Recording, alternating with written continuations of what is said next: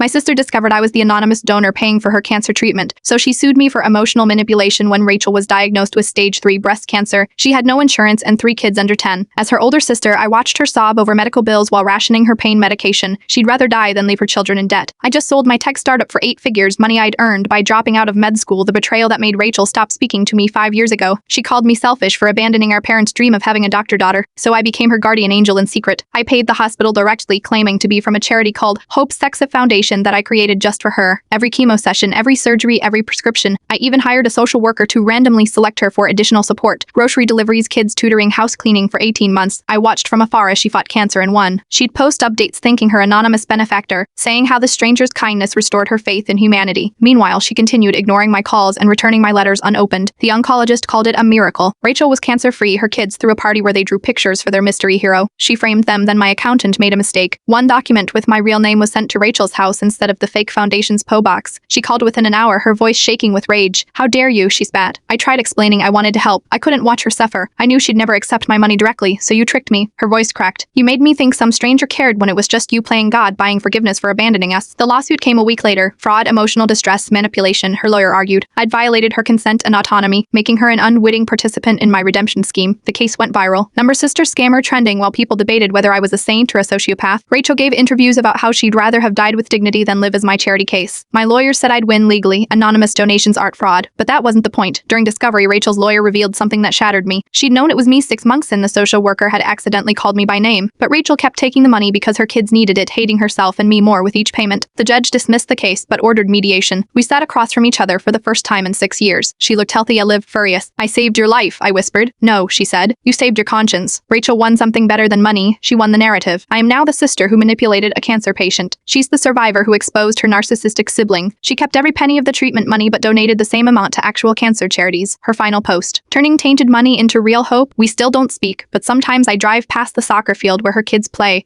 healthy and laughing. I tell myself it was worth it. The 8-year-old wears the jersey I anonymously sent. It almost makes me believe I did the right thing. Almost.